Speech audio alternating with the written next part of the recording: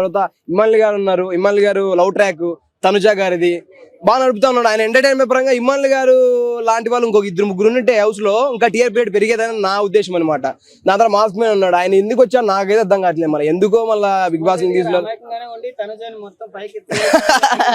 Introvert ఎప్పుడు అలాగే ఉంటారు భయ, టైం వచ్చినా లేవేస్తారు పైకి. ఆయన అదే మంచిగా నడుపుతా ఉంది ఆయనదైతే స్టోరీ. దాని తర్వాత ఓకే ఫైన్ బానే ఉంది అంతా.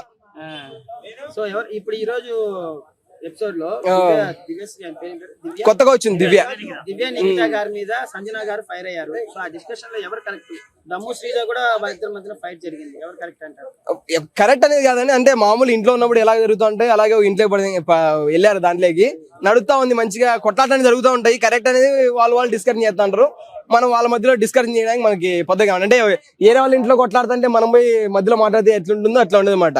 ఎలిమినేషన్స్ వస్తే మన ఇవి కూడా కొద్దిగా ఎంటర్టైన్మెంట్ కొద్దిగా తగ్గింది భయ్య. లాస్ట్ టైం చూసుకుంటే ఆమె పేరు శోభిత ఉంటది, దమ్ముంటే నామినేషన్ రీజన్ చెప్పు బ్రో అదేంటది అలా.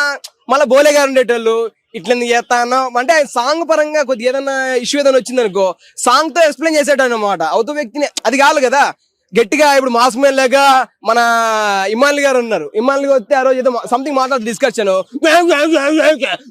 అరుసుడైంది మళ్ళీ అర్థం కాదు కదా. నువ్వు ఎక్స్ప్రెస్ చేసే లోపల ఎన్నో ఉంటాయి, అంటే మనకి ఎన్నో ఉంటాయి, దాన్ని బయట పెట్టే విధానం వేరేలా ఉంటుంది అనమాట.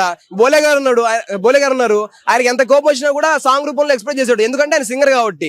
ఇప్పుడు అదేంటి ఇమ్మాలి గారు ఉన్నారు, ఇమ్మాలి గారు ఏదైనా మాట్లాడినా కూడా కొద్దిగా ఎంటర్టైన్మెంట్ పరంగానే తీసుకొస్తాడు అనమాట. అది కావాలి మనకి, వీ నీడ్ దట్, అది కావాలి. కానీ ఏదో సుమన్ శెట్టి గారు రీతి చౌదరి ఫైట్ జరిగింది కదన్నా, అవునవును, నామినేషన్ లో ఎవరు కరెక్ట్ అనుకోవచ్చు? పాయింట్ ఆఫ్ సుమన్ శెట్టి గారు దేంట్లో తలదూర్చారు. ఫస్ట్ థింగ్ రీతు గారు ఆమె ఏమో కొద్దిగా గెలకచ్చు, కానీ సుమన్ శెట్టి గారు అయితే అసలు వేట్లోను అంటే చాలా జరుగుతున్నాయి లోపల, కానీ వేట్లోనే ఆయన తలదూర్చే రకమైతే కాదు. ఇంట్రౌట్ కాబట్టి ఏదో ఆయన గేమింగ్ పరంగా మంచి చూపిస్తున్నాడు, ఎంటర్టైన్మెంట్ పరంగా చూస్తా ఉన్నాడు. ఓకే ఆయన పాయింట్ ఆఫ్ వ్యూలో ఆయన వెళ్తా ఉన్నారు. నాకు తెలిసి ఇమ్మాలి గారు, దాని తర్వాత సుమన్ శెట్టి, నాకు వీళ్ళిద్దరే మంచిగా అనిపించారు భయ. మిగతా వాళ్ళు ఎవరు నాకు అవునవునవును అదే కిచెన్ లోకి రాకూడదు అని చెప్పి నడుస్తా ఉంది. ఓకే కొట్లాడతాను మనం కొట్లాడు మనకేం కానీ. టాప్ 5 లో అదే చెప్తాను భయ్య. ఫస్ట్ ఆఫ్ ఆల్ వచ్చేసి నేను ఎంతగానో ఆదరించే ఇమ్మని, ఎందుకంటే ఆయన కింద స్థాయి నుంచి వచ్చాడు. ఎంతో మంది అంటే కళాకారులు అంటే ఎంతో మంది తక్కువ చేస్తారనమాట. అలాంటిది బిగ్ బాస్కి వెళ్ళారు, పటాస్కి వెళ్ళారు, దాని తర్వాత జబర్దస్త్కి వెళ్ళారు. మంచి ఎంటర్టైన్మెంట్ అయితే అందిస్తా ఉన్నారు. Last till end of the day ఇమ్మల్ని గారు వస్తారు, దాని తర్వాత సుమన్ శెట్టి గారు ఉంటారు, దాని తర్వాత తనుజ గారు ఉంటారు, దాని తర్వాత మాస్కం బేడి ఇంకా ఆయన వద్దు, ఇంకెవరున్నారు రాము రాతోడు, ఇంకా వీళ్ళు అనిపిస్తా ఉంది. దాని తర్వాత రీతు కూడా కొద్దిగా లోపల బయట సింపుల్ కాబట్టి బాగానే ఉంటది, లోపల ఎక్స్ప్లెయిన్ చేయట్లేదు, బాగా నడుతా ఉంది ఆమె. ఎందుకంటే ట్రయాంగిల్ లవ్ షో నడుతుంది కాబట్టి ఎంటర్టైన్మెంట్ కోసం అయితే పెడతారు అనమాట. మిగతా వాళ్ళందరూ బయట దిగితే బాగుంటుంది. ఆయన ఆర్మీ అంటాడు కానీ ఏదో అడిగే లవ్ ట్రాక్ నడుపుతున్నాడు, అర్థం కావట్లేదు. మళ్ళీ టాప్ 1 పక్కన పెట్టేస్తే ఒకటి చెప్తా చూడన్నా, ఫస్ట్ బిగ్ బాస్ 9 చూస్తున్నప్పుడు నాకేం అంత కనిపించలేదు అన్న, నార్మల్ గానే ఉంది అనిపించింది. కానీ రాను బిగ్ బాస్ మాత్రం ఒక లెవెల్కి వెళ్ళిపోయింది.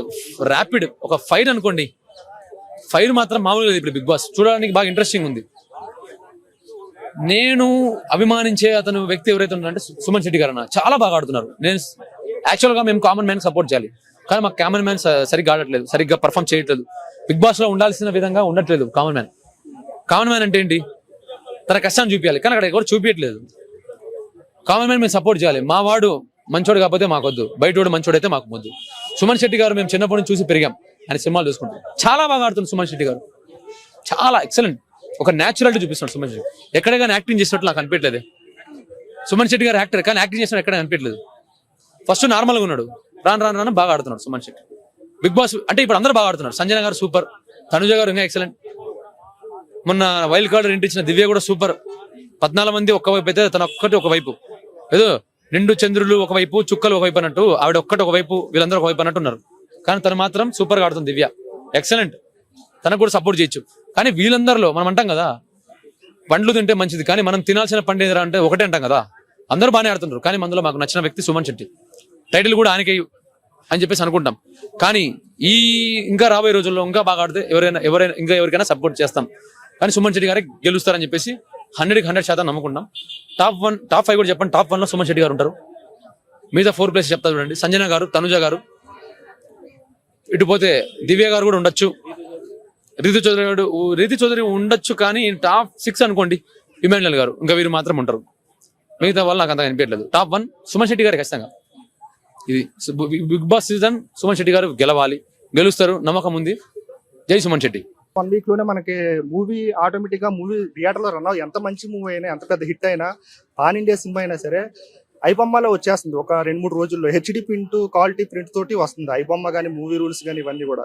దీనివల్ల నిర్మాతలు తర్వాత హీరోస్ కూడా కొంచెం అనుకున్న స్థాయిలో కలెక్షన్ రావడం గట్రా కొంచెం ఇబ్బందిగా ఉంది.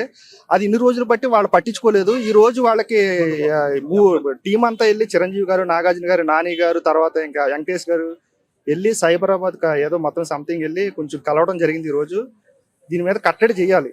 ఇంకో విషయం ఏంటంటే ప్రజల మీద ఎఫెక్ట్ కొట్టే ఉందా? అది సామాన్య ప్రజలు అంటే టికెట్ విషయం అనేది 3 రోజులు పోయిన తర్వాత ఆటోమేటిక్ గా టికెట్ రేట్లు తగ్గిస్తున్నారు కదా, వెళ్ళి ఆటోమేటిక్ అప్పుడు చూడొచ్చు. అభిమాని అనేవాడు ఏంటంటే ఫస్ట్ డే నువ్వు టికెట్ ఎంత పెట్టినా తగ్గించినా తగ్గించకపోయినా అభిమాని అనేవాడు ఆ రోజు వెళ్ళి సినిమా చూస్తాడు. మూవీ కంపల్సరీగా మిడ్ నైట్ షో కానీ, బెనిఫిట్ షో కానీ, లేకపోతే ప్రీమియర్ షోలు కానీ, ఏ షో వేసినా సరే చూస్తారు. కాబట్టి దానివల్ల ప్రాబ్లం లేదు. చూసినా చూడకుండా ఇది ఇప్పుడు సామాన్యంగా ప్రజలు ఉంటారు, వాళ్ళకి ఇది సామాన్యంగా మనకు మార్కెట్ లో దొరికే బ్లాక్ వస్తువులు గట్ట కాదు కదా. మూవీ అనేది ఏంటంటే ఎంటర్టైన్మెంట్, అది చూసినట్టు చూడకున్నట్టు. కానీ ప్రజలు అలా అంటలేదు కదా. ఇప్పుడు వాళ్ళు డబ్బులు పెట్టి వాళ్ళు చూసుకుంటున్నారు, సో వాళ్ళు బాగా అంటే డబ్బులు ఎక్కువ సంపాదించుకుంటున్నారు. కానీ సామాన్యులు అట్లా కాదు కదా. సో ఇప్పుడు వాళ్ళకడికి వెళ్ళేసి టికెట్ తీసుకుని డబ్బులు తీసుకుని పాప్కార్న్ సరికి 1000 రూపాయలు అవుతుంది కదా. కాస్ట్ తగ్గిస్తాం. ఇప్పుడు మూవీస్ కూడా ఆటోమేటిక్ గా బడ్జెట్లు అనేవి 1000 కోట్లు అంటున్నారు, 500 కోట్లు అంటున్నారు. దాన్ని బట్టి ఒక 3-4 డేస్ ఆటోమేటిక్ గా గవర్నమెంట్ అని వాళ్ళకి కూడా పర్మిషన్స్ ఇస్తున్నాయి. దాన్ని బట్టి పెంచుకుంటున్నారు, వెళ్ళి చూసేవాళ్ళు చూస్తున్నారు. దానివల్ల ఎవరికి ఇబ్బంది ఏం లేదు. అభిమానాన్ని కూడా అలాగే 1000 రూపాయలు పెట్టి చూస్తాడు, 500 పెట్టి చూస్తాడు. దాని ఉంది. ఇంతకు ముందు ఇప్పుడు 10 ఏళ్ల క్రితం బ్లాక్ లో 2000, 500 పెట్టి కూడా టికెట్ కొనుక్కుని చూసిన వాళ్ళు లేరా? ఇప్పుడు కొత్త ఏముంది దాంట్లోను. ఇప్పుడు ఐబొమ్మకి సపోర్ట్ ఇస్తున్నావు లేకపోతే ఐబొమ్మ అనే సపోర్ట్ ఎందుకంటే ఎవరు నష్టపోకూడదు. ఎందుకంటే 2 రోజులు పెద్ద పెద్ద మూవీస్ 100 కోట్లు పెట్టి సినిమాలు తీస్తున్నారు. అది మనకి 2-3 రోజుల్లోనే మనకి హెచ్డి క్వాలిటీతో ప్రింట్ రావడం అనేది నిర్మాతలకి నష్టం జరిగింది కదా. మూవీ ఇండస్ట్రీ అనేది చాలా మంది దాని మీద ఆధారపడి వర్కర్స్ కానీ, యూనియన్స్ రకరకాల 24 క్రాఫ్ట్స్ దాంట్లో పనిచేస్తూ ఉంటాయి. అందరూ పని చేసుకుంటూ ఉంటారు. ఇలా మూవీస్ అనేది మనకి ఇంతకుముందు 100 రోజులు ఆడే మూవీ కూడా కనీసం 1 వీక్ 2-3 డేస్ లోనే మూవీ మీకు హెచ్డి ప్రింట్ అనేది మనకి మొబైల్స్ లో రావడం వల్ల చాలా కొంచెం ఇబ్బంది. సామాన్యులకి ఏంటంటే అది బాగానే ఉంటది, ఎందుకంటే వాళ్ళు అంత టికెట్ పెట్టుకోలేరు కాబట్టి చూస్తారు. దీనివల్ల వాళ్ళు నష్టపోతారు కదా. కానీ వాళ్ళు పెట్టిన మాల్ బడ్జెట్ కంటే ఎక్కువ బడ్జెట్ 1 డేలో వచ్చేస్తుంది కదా. ఇంకెందుకు మాల్? అయితే మీరు కూడా ఒక 100 కోట్లు పెట్టి సినిమా తీయండి, మీకు కూడా 200 కోట్లు వచ్చేస్తాయి. దీంట్లో ఇబ్బంది ఉంది. మీరు కూడా తీసుకోండి, మీకు కూడా అంతగా నమ్మకం. అంటే నువ్వు హీరోలు సపోర్ట్ చేస్తున్నావు? ఇప్పుడు నేను హీరోలు కానీ కాదు, ఇక్కడ సమస్య వచ్చినప్పుడు సమస్య గురించి మాట్లాడుతున్నాను. నేను ఎవరికే సపోర్ట్ చేయట్లే, నేను ఎవరికే సపోర్ట్ చేయను. ఇప్పుడు నువ్వు ఇప్పుడు ఐబొమ్మకి వెళ్తావా, థియేటర్కి వెళ్తావా? నేను నాకు నచ్చిన హీరో, నాకు నచ్చిన మూవీ వచ్చింది అనుకో, నేను థియేటర్కి వెళ్ళి ఎంజాయ్ చేస్తా. అంటే లేకపోతే అంతే కదా, ఐబొమ్మకి వెళ్తావు. నచ్చిన ఆహారమే నువ్వు కూడా తింటావు. అలాగే మూవీ కూడా అంతే ఎంటర్టైన్మెంట్. మనకు నచ్చిందంటే వెళ్ళి తింటాం, చూస్తాం అంతే. సో అంటే ముమ్మాటికి ఏదైతే తెలంగాణ డిపార్ట్మెంట్ మన సైబర్ క్రైమ్స్ కానీ అది ఇంతకు ముందే చేయాలి బ్రో. ఇప్పుడు చాలా లేట్ చేశారు, ఎందుకంటే చాలా దారుణం ఇది. 2 రోజులు రిలీజ్ అయిన 2-3 డేస్ లోనే మూవీ అనేది ఆటోమేటిక్ గా ఐబొమ్ హెచ్డి ప్రింట్ రావడం అనేది.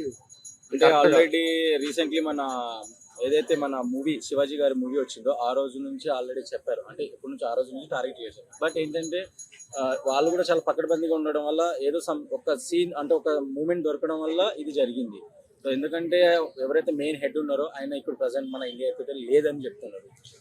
అలా మనకు అర్థమైంది కదా, చూస్తున్నాం కదా, ఆల్మోస్ట్ చూస్తున్నాము. ఇప్పుడు టిక్ టాక్ ఎలా అయితే మనం బ్యాన్ చేస్తారో అలా బ్యాన్ చేసి దీన్ని కూడా వెబ్సైట్ అనేది క్లోజ్ చేయాలి. ఎందుకంటే ప్రొడ్యూసర్ నష్టపోతారు కదా. 2-3 రోజుల తర్వాత ఇప్పుడు 1000 రూపాయలు ఆ రోజు టికెట్ పెట్టిన తర్వాత 200, 150, 150 రూపీస్ కూడా టికెట్లు పెడుతున్నారు కదా, తెలిసి చూస్తారు కదా. ఇలా హెచ్డి ప్రింట్ రావడం వల్ల అనేది చాలా నష్టం జరిగింది. అంటే ఇలా చేయడం వల్ల ఖచ్చితంగా ఇది మన పరిష్కారం దొరుకుతుంది అంటారా?